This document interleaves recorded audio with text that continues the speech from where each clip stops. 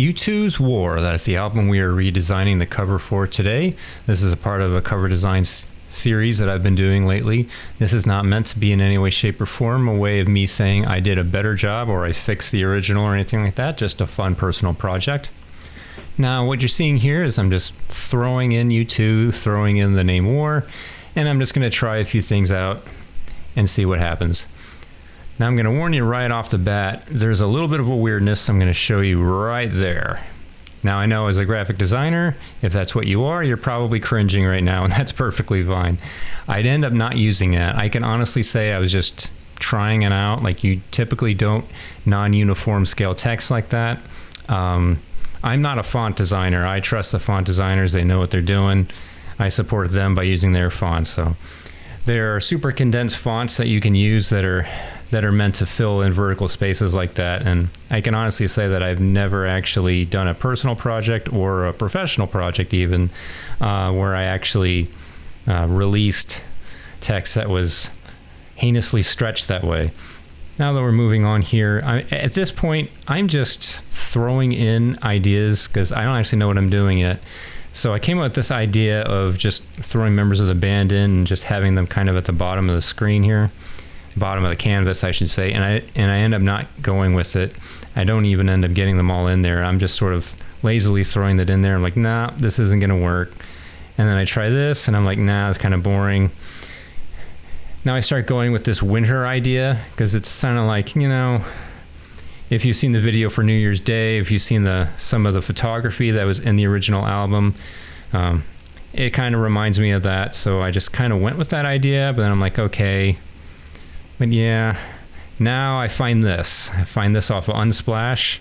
Thank you to whoever uploaded this. This is a great image. And at this point, I started to finally kind of hone in on that idea. I'm still going through a few things here. This is obviously like a war-torn area here. The problem with this is there's a wonderful image, but at the same time, it's like, okay, how do I use it? Like, it's one thing to just get attracted to a photo, but then it's like, okay, well, what do I do with it? Also notice I have some weird guidelines in there. That's because at one point I realized that I wasn't working with a perfectly square canvas, which was news to me at the time, and I had to fix it. Okay, so now I'm finally getting these jets in here, and I do end up reducing it down to 3. There's obviously 6 in there right now.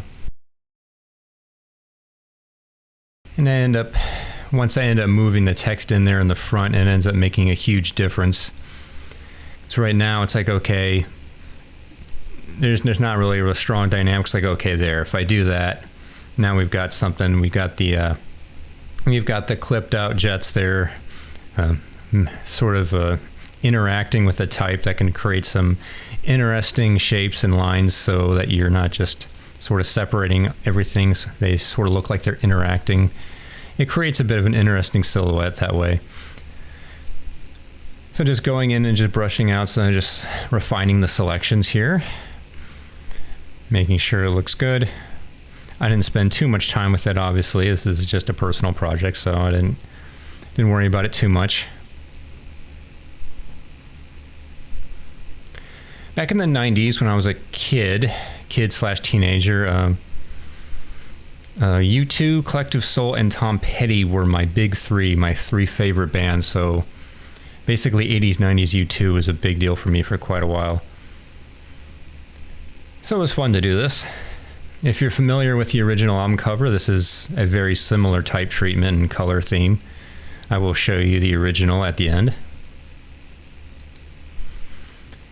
And now getting some like clouds / smoke effect in there. Make it feel warlike.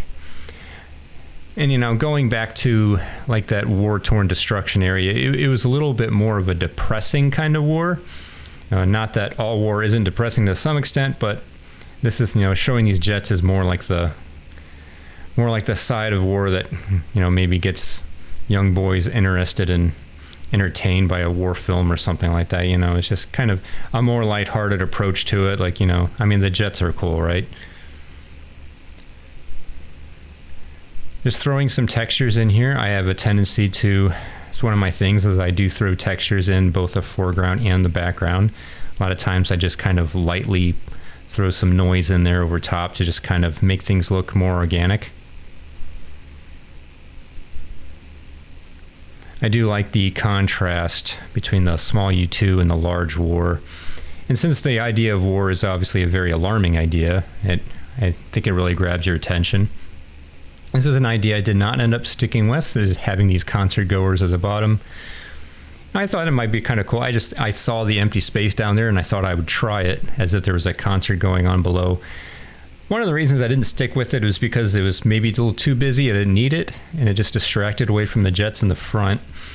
But another reason is because it could kind of be awkward in terms of the messaging, almost as if the U2 concert goers were applauding the idea of war, when it's in reality is kind of the exact opposite. The album was protesting war.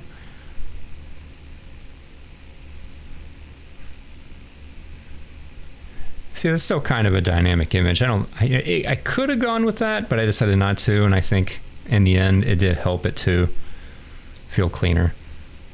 I just didn't think it was necessary.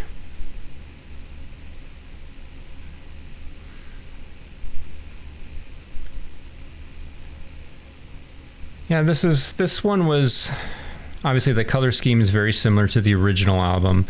I just ended up changing things up a bit with more texture, but more just wanted it to be more fun, I guess, without it having literally just like a very disturbing looking young boy staring right at you like the original album did. It was a really iconic album cover because of it. It's this very intense idea staring at you. But, you know, with this one, since it's just a fun personal project, I thought it would be interesting to just kind of take the same idea, but maybe just a more lighthearted approach to it.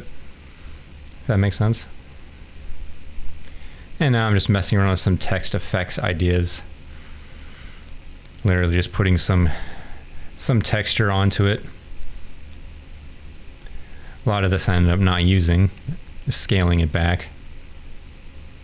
Don't be afraid to throw in a lot of texture and then just scale it back, and you can always just make it more modest. Just put it in there at first and then just say, okay, well, how much of it do I need? Mess with blending modes a lot. I mess with color lookup tables a lot.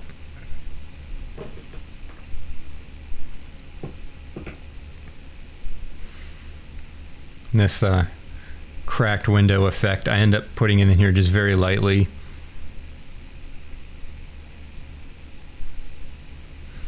Like, I don't want it to look like there's literally a cracked window in here. I'm just kind of throwing ideas in there and just seeing like, okay, I think I can fill that space in there back there just a little bit more. Just give it a little more edge to it.